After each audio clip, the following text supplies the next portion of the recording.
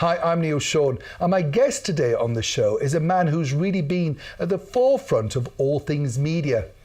And not just that, being the right-hand man for the one and only press baron, Rupert Murdoch. Today, Les Hinton, former CEO of News International, tells me all about his untidy life in news.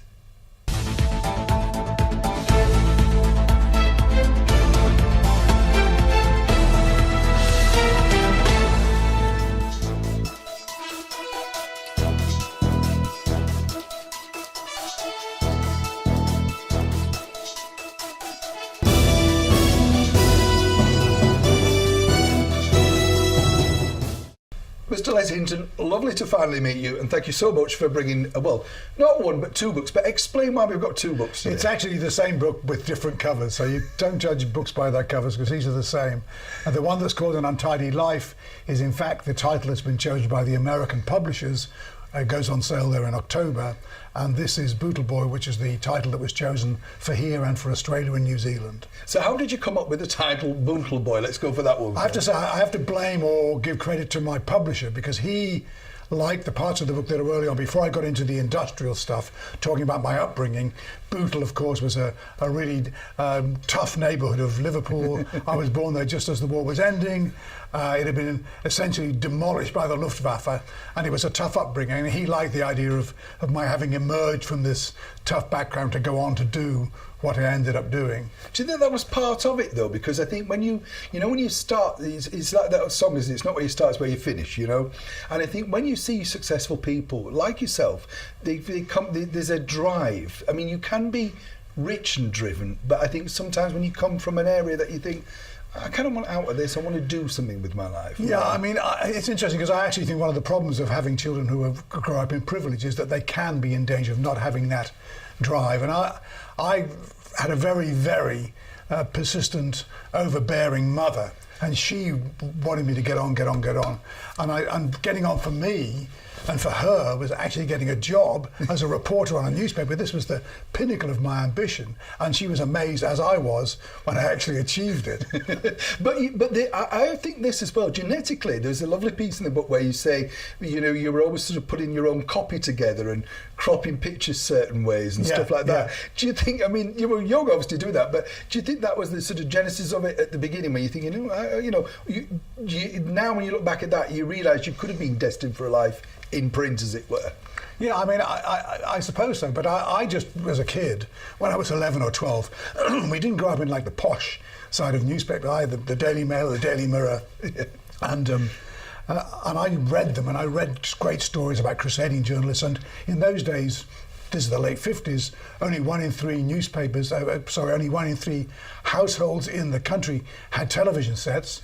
Everyone had at least one newspaper, and so they were mightily powerful. Yeah. And you got that impression, the way they wrote, the power that they had, the way everyone talked about them, and that was what made me think, wow. And I was good at it. I mean, I didn't get a grad. I went to a secondary modern school, didn't have a fantastically formal education. I went to so many different schools, but I could read and I could write. Yeah. And I just found myself captivated by this idea, this what seemed to me to be glamorous life. And it's what you say as well about the newspapers themselves were defined by, if you like, their moguls, because Beaverbrook was as famous as the paper. Yes. You know what I mean? Yes. And everybody knew, like, ooh, he's got power, you know, yes, because he's got this. Do you think we still have that today? I mean, apart from our mutual friend, Mr. Murdoch, there isn't that. You don't really know who's running them as such anymore, do you? No, but not only that, of course, newspapers have the power of newspapers, the solitary importance of newspapers, the way they dominated media and information, that has gone. And you could say it's a pity, especially if you run a newspaper, which mercifully I no longer do. You think, well, this is sad, but the fact is that now, you know, you sit there with your iPhone and you've got infinity in the palm of your hands. You can see anything, you can read anything, you can watch anything. Now that makes a mess of all the economic models. It's a classic, what they used to call, I think still do, creative destruction. But from the point of view of individuals, it's great. From the point of view of people trying to run newspapers or any form of journalism now, it's a real challenge.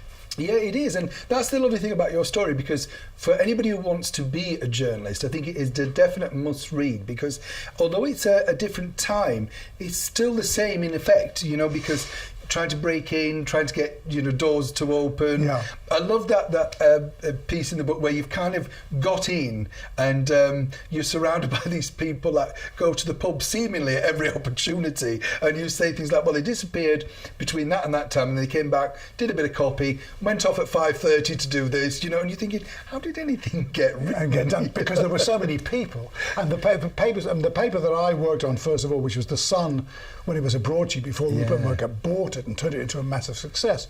It was not a successful paper, but it still had tiers and tiers of staff, foreign correspondents, feature writers that never got anything into the paper. Hugely. So there was a lot of slack, to say the least.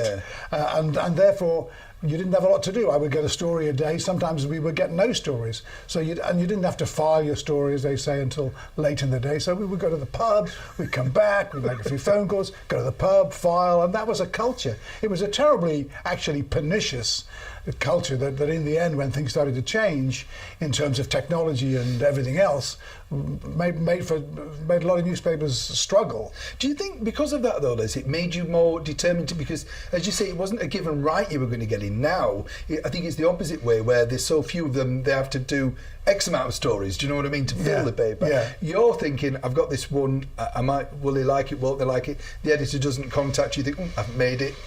So it was more competitive. Literally, you would go on a story and there'd be, if it was a big story, a paper like the Daily Express, which was then selling over 4 million copies a day, it would have half a dozen reporters there. They were competing with each other. Yeah. So in fact, standards were higher because there were lots of people wanting to get into fewer jobs. Now, you can get a job on newspapers, but it doesn't pay as well as it did. It's not so secure as it was. But there are loads and loads of websites and other opportunities, because the fact is, although newspapers are not going to grow in any significant way, the job of storytelling, the job of revelation, that is just taking on different forms. And as long as there are people there who want to hear stories, which they will forever, as they have long before newspapers were invented, we told stories to each other over the campfires 1,000 years ago. So that is a required kind of a need that people have, and there'll always be people serving that need. Yeah, I mean, as I say, your book to me is just fascinating. I won't spoil any of it for anybody watching today, but you know, you're growing up and where you lived and all that sort of stuff, and how you got going. I mean, there was one part in the book where you said you didn't think you were that popular at school. Was that another drive force, do you think? Because I don't know. That's a good point, because my father was in the army. So from the age of 5 to 15, I lived all over the dying British Empire, North Africa, East Africa, the Far East, Western Europe, West Germany, in fact. And so I honestly can't really count, but I went to about 13 schools in 10 years. So I was forever the new boy at the gate. And that gives you insecurity, and it makes you easily bullied, I guess. Yeah. And I suppose, looking back on it, I didn't know any difference, so I just suffered. But what it did do for me when I started to work for Rupert Murdoch, and ended up travelling all over the world with him, I suddenly realised in my head I'd worked out how to adapt quickly, to get along with strangers quickly. So although it was chaotic, it turned out to be very helpful. Yeah, it's interesting you say that as well, because you know, you in a sense it set you up for travelling the world. So it's not really, other people might have suffered that, you know, I don't want to go to this country for 2 weeks, 3 weeks, whatever. Yeah. But for you, it's kind of okay, you know. But you're absolutely right there, because I never, and to be honest, still don't understand when people talk about the comfort and security of being, quote, home. Yeah. Because I've lived in so many places as a kid, and with Rupert, Australia, all over America, here in London, all these things I did. So now for me, it's wherever I am, really. Yeah. You know, I don't really feel that there's some, where will you go when you retire? It used to be a classic question. Yeah. I don't know where. Well, you're just living, aren't you? That's the way I look at it. Yeah, you're still carrying on. It doesn't really matter. Yeah. And it's like, I suppose if you live in America, it's Palm Springs, isn't it? I went Florida, you know, because there's no inheritance tax, as they call it there, God's waiting room. You know? Yeah, oh gosh, we've been there, yeah. Now, other elements of the book I loved were, there was a nice period where you were covering well, we call it today the celebrity beat, but it's the showbiz beat. Yes. But for me, it was when the real greats were knocking around. Yeah. And I thought it was fascinating. There was this lovely story. As I say, your book is so nice, but I don't want to give too much about it because I want people to read it. But there's this lovely story, and it's so tragic actually, because you were one side of the door when they were bringing Brian Epstein out, and Cilla Black, the late great Cilla Black, was on the other side of the door, and you talked about it afterwards. I mean, because you're in the moment, you know what I mean, Les, and it is that period, you don't realise how big these moments are, do you, until afterwards. It's absolutely true, yeah. What the guy delivered, if you like, is a you know, phenomenon, you know. What's your memories of that, though? It's true, because history or time amplifies or clarifies the importance of people you met. And I watched, for instance, Mick Jagger going into court when he was done for possessing pet pills or something terribly minor, but he was sent to prison. And years later, I was sitting with him at dinner. And I said, you didn't look all that worried when that happened. He said, well, actually, I was terrified because it nearly destroyed my career. And in fact, it was the Times of London who, he said, saved his career by running an editorial saying, who crushes a butterfly with a wheel.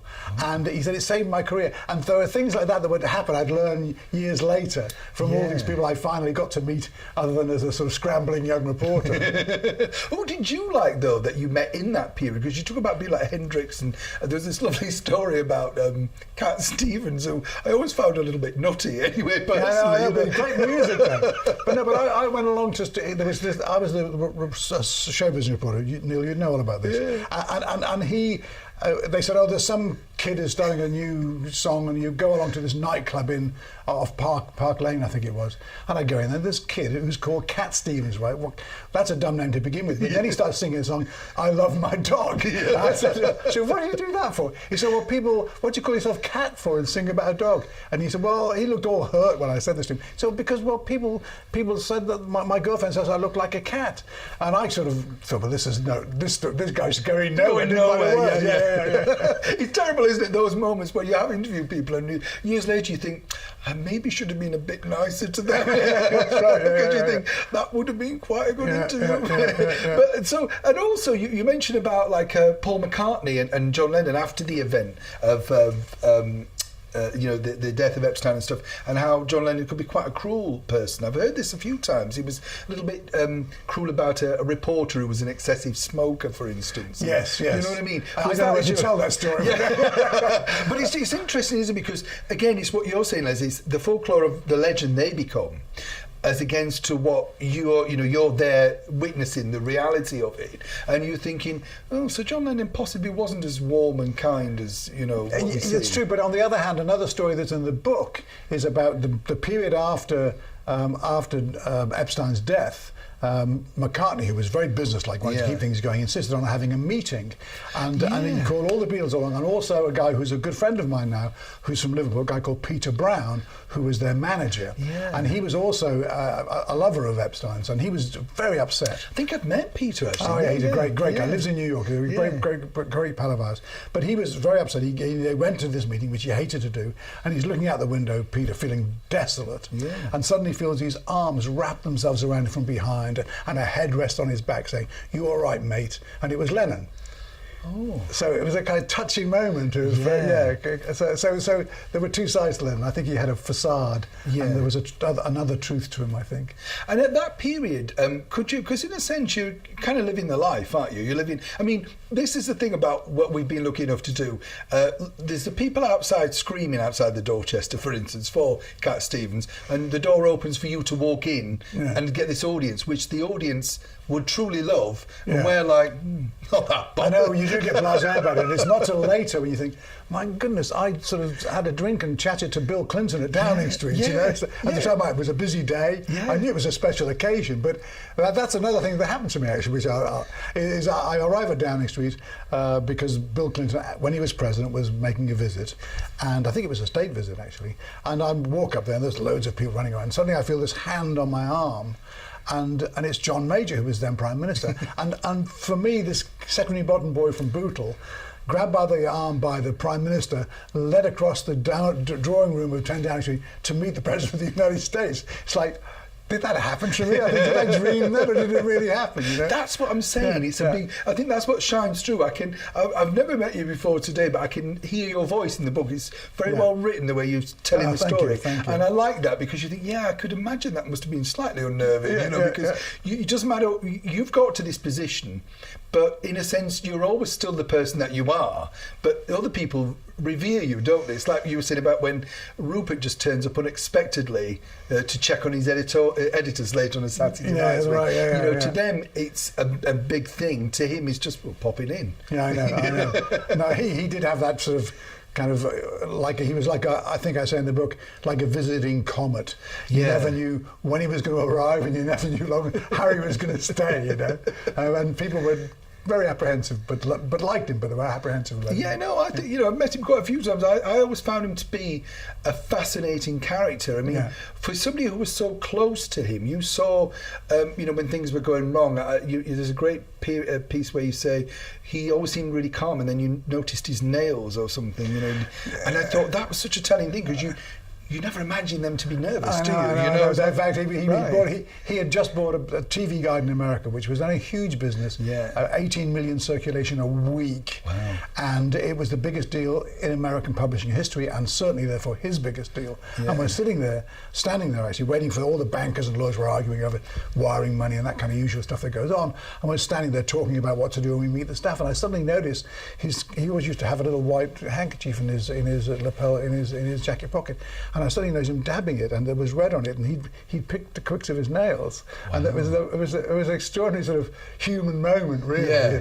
Because it makes you then you're not too worried to be nervous yourself. Because you think if they're nervous, it's kind of understandable then. But that was a huge deal for him, of course. Well, because you were so close and you travelled, as you say, the world with him, what would you say was his redeeming features? I mean, he's obviously a good businessman. I mean, you always make enemies when you're in business because it's the nature of the job, but he gave you quite a lot of advice about, don't be frightened to fire people, don't be frightened to, which is invaluable. Don't live with your mistakes. Which is, what would you say he was truly I mean, I think that first of all, most of the books that have been written about him have trashed him. Let's be fair.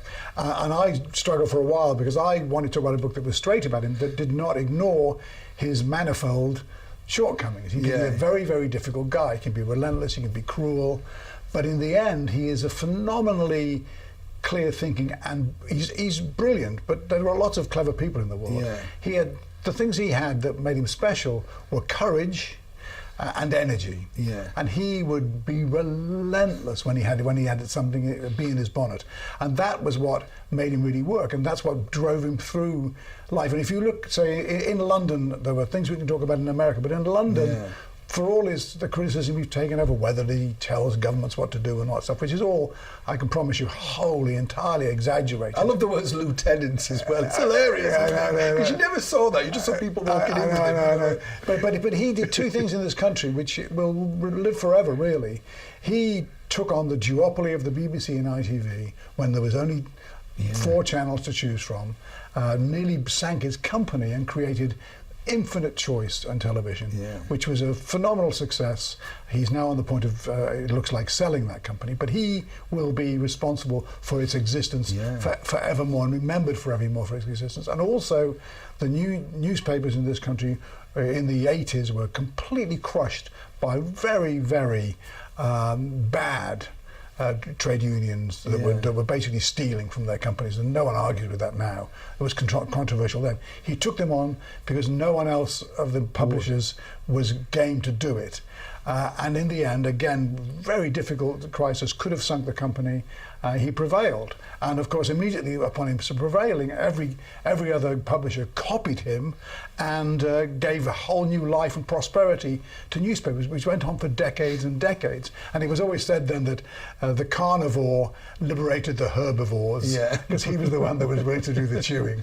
It's true actually. There's always a first. I mean, Sky News, as you say, it was back then. It's hard to imagine this now, but there was news that we all watch, news at 5:45, news at 10, that's it. So rolling news was a strange phenomenon because America, we didn't transmit that much across the pond. Yeah. So when it started, I remember thinking, who'd watch this? I know. You know? I know, but it's interesting because you're absolutely right. If you worked on a newspaper in the 60s and 70s, when you went home at night, you knew news that nobody else knew. Yeah. You could tell your family, you could tell your kids, your wife, your mum and dad, these incredibly surprising things, because you listen to the news in the morning, you then maybe listen to World at 1 or something, and then there was a news bulletin at night, 6 and then 10 o'clock. But now, our phones are switched off for now, but nothing would happen of the smallest importance that we wouldn't be able to know about immediately. Now, that can be, I think that's good because I'm hungry for information, as I guess you are. Yeah.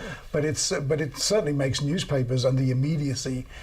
I mean, the surprise element from morning newspaper has almost disappeared. Yeah, but it has. I was going to ask you about that as well. Because obviously the summer is a huge part of your life, and it's one of those things that, and likewise in the news of the world, whatever the negatives are of that, it was the thing that.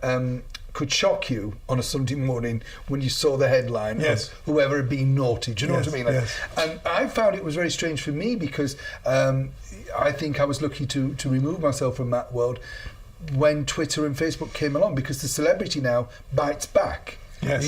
So you could maybe take another week before that thing came out. But now the celebrity, it must be very difficult, and even in news, because if an MP says this, the person says I didn't.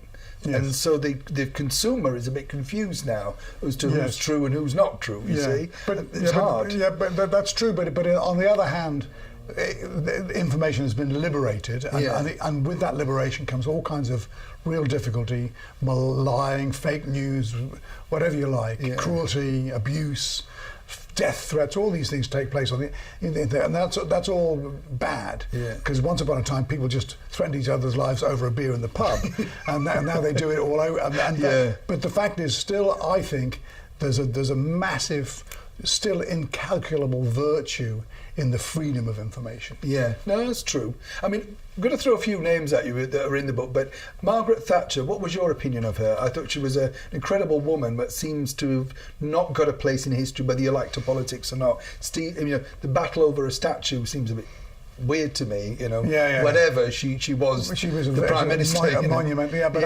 I remember me going to interview her when I worked for The Sun, which was then, I think, a Labour supporting paper.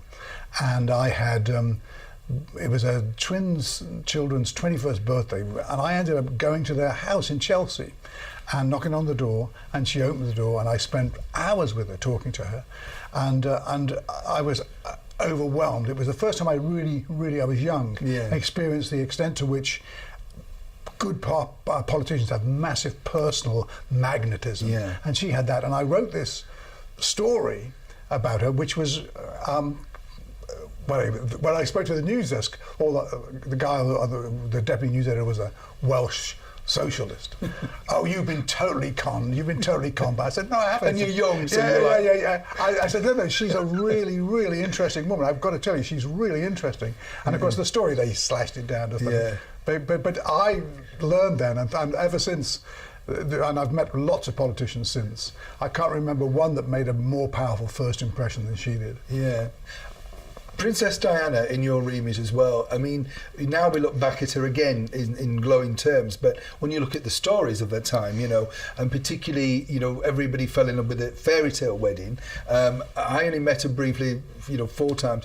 You obviously met her and were responsible for deciding what goes in papers and stuff. What were your memories and what were your thoughts of her as a person? Actually, no, it's interesting because when I was in America for 20 years running operations for Rupert there before coming here in '95 to run the newspapers. And within a few weeks of my arriving, I get my secretary, who's a hardcore, rough and tumble New Yorker, said, there's a woman on the phone, says she's Princess Diana. I love this. So I'm thinking, okay, you could often get people pretending to be people all the time, but you can't take chances. So I said, well, I'll take it, and I spoke to her, and it was her. How did you know it was her, though? Well, I could remember I spoke to her. I could tell it was her. So and subsequently, no, it was definitely her. Yeah. But she was complaining about the fact that her life was being made a misery by photographers, right? Oh. And she said, and I'll never forget these words. She said, "Mr. Hinton, can you help me? I'm a damsel in distress." I made that one of the chapter headings in my book. And I've talked to her and said, and it seems old-fashioned reference now, that she was actually the new Jackie Onassis. This is the mid-90s, and this is what it's going to be like. And these paparazzi aren't actually employed by us. The truth is, we were buying their pictures, so there was another issue there. But and then you fast forward by a couple of years, and I get a phone call at 1 o'clock in the morning from the office that she'd been in a car crash, and that her boyfriend, Dodi Fayed, was dead. Yeah. And I went into the office, and there was a period there when the police in Paris, where she crashed, had said that had apparently arrested some photographers. And of course, I felt like sick, faint, because I thought, is this... as it turned out, of course, the driver was incredibly drunk, going very fast. He was the one who caused the accident. But that was the moment when I thought, you know what, we may not have been responsible for her death, but we did lay siege to her life. And there was a similar situation with Kate Middleton being harassed years later. And I could see exactly the same scenes, and I made a statement and told our editors, we're not buying any paparazzi pictures, none. And that statement I made, and of course the other newspapers, because we were the big gorilla in the street, they all followed suit. And the next morning, from there being scores of them there the previous day, there was no one there but an ITN camera crew looking for misbehaving photographers. So it stopped it. But and since then, I think there's been much more cooperation. There are still difficult moments, because the whole issue of the relationship between the media and the press is massive, because the media wants to cover the press and the royalty, and no matter what the royals think, they know that the only currency they've got is people's popularity, their popularity among the people, and that they need the newspapers to achieve it. But there'll never be a smooth relationship. I think it's lovely she used that phrase, though, because she was an incredibly beautiful woman and so popular, Marilyn Monroe-esque, really, when you think about it. But that phrase, a damsel in distress, it would disarm you, wouldn't it, as a man? You know, you think, oh, I know. It's quite clever, you know. No, she was very clever, but she was a troubled woman, and it was. And when she did die, the papers. We felt involved somehow, because she was like such an integral part of the coverage. And she came along. I mean, her last Christmas party at Christmas, she came to the Sunday Times Christmas party. So she did maintain quite cleverly a good relationship with the media. Yeah, very clever, actually. Also, people in the book, we're going to throw this at you. I always find this incredible. How should we put this? Piers Morgan. I don't think he comes out of it that great. My feeling is of this, right? Touching on that and the hacking scandal, this is a bit I get confused about this. I never understand with these newspaper editors, this is the bit as a layman speaking. Piers Morgan cites himself as a very clever man, you know, very intellectual, you know, always ready to put himself up there. Yet he claims he never knew anything about anything that was going on. Does that make the editors then, even like Rebecca Brooks or Wade or whatever she was called, just thick? I mean, you know, because the question I'd say really, Les, is this, that when I got a story, you know, showbiz story, they would say to me, like you may do, well, where'd you get that, or where'd you hear that? So your second question would be, oh, well, I was at a party with, you know, Bono, or, you know, whatever, and you had to justify it. You didn't have it written in stone or taped, or you may do in some cases. So I find that incredible, that all of these front stories, these leading stories, they just claim they never knew. Is that feasible? Well, I don't know what was going on in their heads, but I do know that as a chief executive, if someone who works for you is breaking the law, they're not likely to tell you, right? I mean, in big companies, people go to prison for embezzling money. They didn't tell me, funnily enough. And so if you're breaking the law, you're unlikely to tell your boss. And Piers Piers has never been charged with anything. Rebecca was on trial for 8 months, and she became like the lightning rod, almost like the Rupert by proxy, because everyone wanted to get at the company. So she spent 8 months on trial, and she was found after 8 months, which you've got to say is a fairly exhaustive period. She was found not guilty. So, I mean, you have to accept, I think, she's always insisted, and you have to accept a jury that has 8 months to decide is entitled to its opinion too, and we're, I think, required to accept it. You know what I mean? You can understand why the public, you know, it's kind of like, well, you know, so who's running it then? If you're not really running it, because my question would always be, you know, you see the front page of that and you go, well, who got that? That's great, because you might celebrate it if it's lots of something. But it's also true, I mean, but more broadly, that if there are reporters that you trust, who have got a track record of being right, that you don't demand their sources, because you know them, you rely upon them and you trust them. Because in the end, if you look at how many facts are stated or alleged facts appear in newspapers every day, thousands of them, millions of them, there has to be a point where the author of these things has got to be trusted by the employer. If they're wrong, or they're wrong too often, or they're deliberately misleading, then there are consequences. That's what I think must have been very hard about your job, because you're at the top, if you like, and you're only as good as these people beneath you. So what comes out of the book, and I won't spoil it for people, is that, you know, you're just living in stunned, if you like, because you don't know what's going to come at you. You know, there's this great picture of how you went to, I think, a party or something, and on the way back, you realise something else had broken, and it just seemed to be relentless. And so that must have been a very stressful time for you as a person. It was stressful in a way, but it's a bit like, you know, running a mile. The more often you run a mile, the easier it becomes. And I spent 25 years running big companies for about thousands of people, billions of dollars in revenue. And in the end, you become attuned to it, because the fact is, if you're running a big operation, you get to a point where you don't do anything except get other people to do things for you. And so again, there has to be an element of trust. As with Rupert, between Rupert and I did things that turned out to be mistaken. People who worked for me made mistakes. There were no occasions other than the famous one of the hacking where people who were close to me were involved in breaking the law. But if you're a CEO, you take the rap. I left the company because of this, because in the end it happened in the old cliche, on my watch. But the fact is, there was the Times Literary Supplement, radio stations in Europe. There were loads of things going on. You can't actually know everything that's going wrong, and you certainly can't know if someone's breaking the law unless they tell you.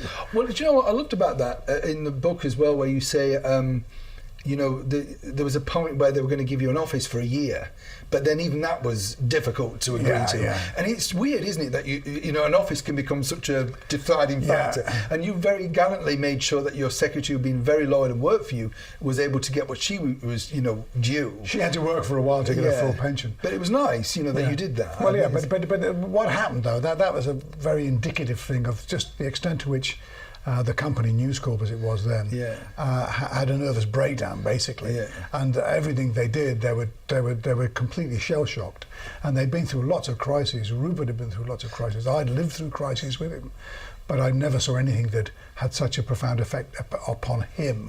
He was absolutely distraught about it. It must be, I was going to say, very difficult. We're running out of time, so I have to get these questions in quickly. O.J. Simpson, your neighbour. I mean, right, just a great story. Won't spoil it, but you give a really good insight into what he's like, you know, as a person. He seemed upbeat and then not so upbeat and all that. So, was he a troubled man, do you think? Oh, he was. Well, in my experience, he was next door to us. The people whose house it was before we moved in were so close that they'd actually put a connecting gate between the two houses. How frightening is that? And when they had, more frightening now than it was then, and when they had parties, each would use the other's tennis court or whatever. They were very good friends. We went to his house for parties, but he was very. I mean, you know, you meet people whose marriages are broken up, and they're obviously always distraught. Sometimes you'll see they're more obsessive than others. He was obsessive to a kind of frightening degree about his wife and getting back to her with her. Never. I mean, and he also, they had a housekeeper. I'll just tell this little story. They had a housekeeper who got to know ours and my then wife. And she would come into the house upset because Nicole, Simpson's wife, and Simpson were having such terrible rows. And she said to us one day, they're going to kill each other. Now, we just knew it was a figure of speech, right? But of course, within a few months of her saying that, O.J. Simpson may or may not have killed his wife. Because that's the thing, isn't it? That, again, you talk about moments on TV and newspapers and stuff, but that famous footage of the freeway, you know, with the car and everything, is historical. Because everybody's like...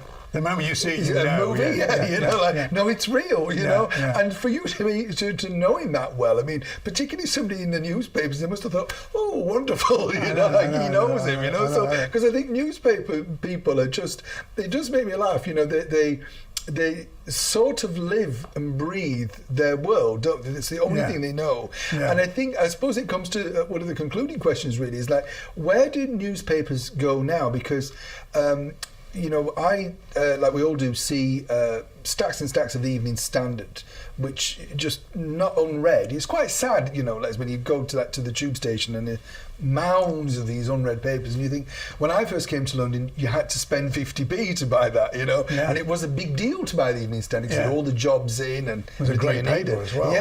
And now you've got an ex-chancellor who is editing it and seems... Allegedly. Yeah, well, he seems to be just attacking the current Prime Minister permanently. But I think, what happens, you know, I mean, do you think there'll be a point when we won't have a daily newspaper in this country? Well, I don't know about that. I mean, if you were to look far, I think that the great, let's just talk English language papers in the developed world. So the great papers, the Times of London, Wall Street Journal, New York Times, Washington Post, these newspapers will prevail in some form or another. But what happens in the end with newspapers as we know them is that basically, as referring to what I was talking to before, the world was a pyramid once. Media was a pyramid. There were a few people at the very top who decided what everyone was going to get to know. Yes. And now that pyramid is upside down. And so there's the curious person who's interested in the news and world events and follows things going on all over the world has never been in a position, and no one in the world has never been in a position to be better informed than they are now. And so I'm not pessimistic about the spread of knowledge or disclosure. There are downsides, because although people talk about the tyrannical, powerful press baron, the fact is these great newspapers, it's happened here, it's happened in America, they're big enough and rich enough, have been, to stand up to power. When Nixon threatened the Washington Post and the New York Times, these papers were strong enough to stand up to him. They were rich enough, they were powerful enough, they had enough respect. A little website will not be so lucky in a similar situation. It's interesting you mentioned that. We'll touch on that very quickly. Is the President of the United States, Donald Trump, he's very powerful on Twitter. You know, incredibly powerful, and 54 million followers. And he uses phrases like the failing New York Times, or you know, I mean, that must be quite, or you know, fake news CNN, you know, to give another one. Do you think that's quite damaging in the sense, because do people then start to think, oh, it is failing? Do you know what I mean?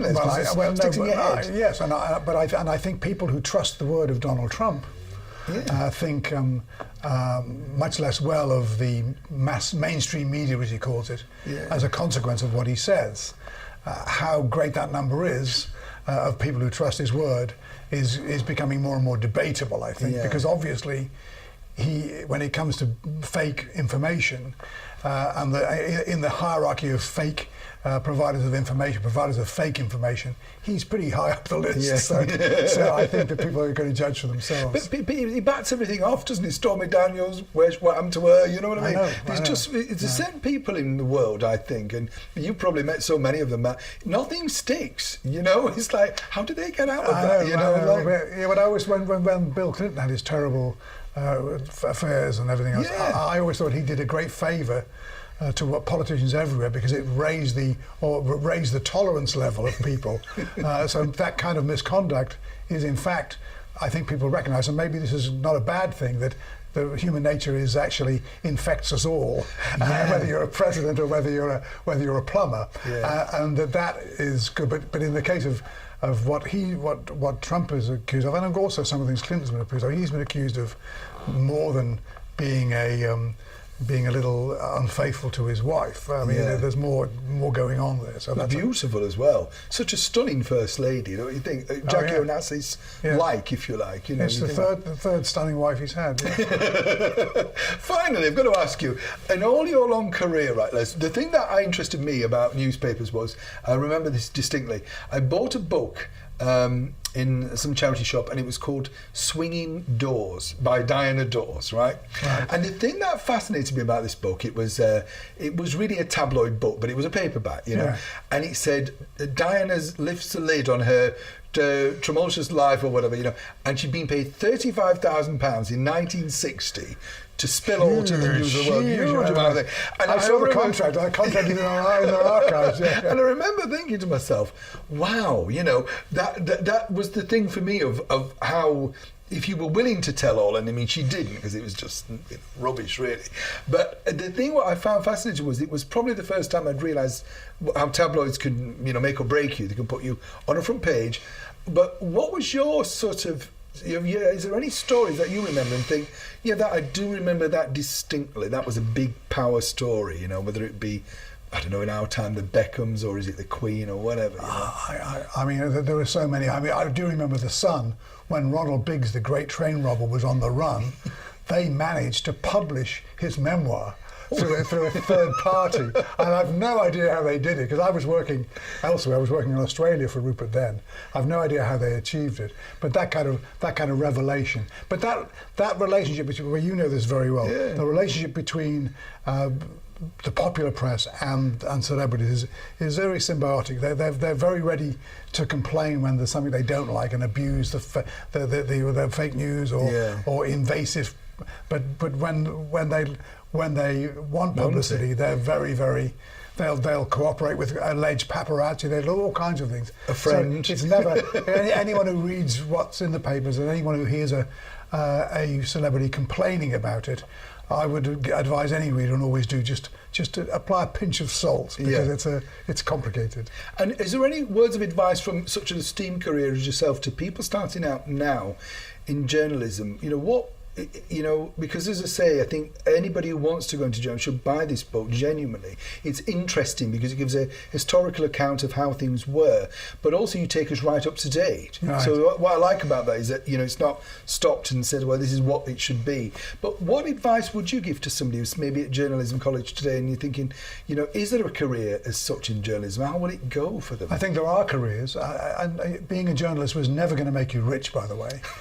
You know, I mean, I did very well by getting into big business, but I never expect. I mean, I lived well as a journalist, but you're never going to get rich. But there are plenty of jobs out there.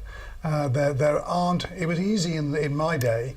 There were the great cathedrals of Fleet Street that everyone wanted to work for. That was it. Then television came along, but those easy career paths are not so established as they were, and I think that's gone. But there are many more opportunities. But I don't think there'll be many people who start out in journalism, as I did, spending essentially their entire careers with the one organisation. But it's a great business. It's great fun. It is, as well as being fun, if you're doing things like entertainment, it is also seriously important work, and nothing about the trust that's attached to journalism should take away from that. Journalism does fantastic work, revealing important things as well as entertaining people. Les Hinton, it's been an absolute thrill to meet you. As I say, recommend the book. Tell us the title and where we can get it. If you're buying it in Britain or Australia, it's called The Brutal Boy. If you're buying it in the United States or Canada, it's called An Untidy Life. Thank you very much. My pleasure.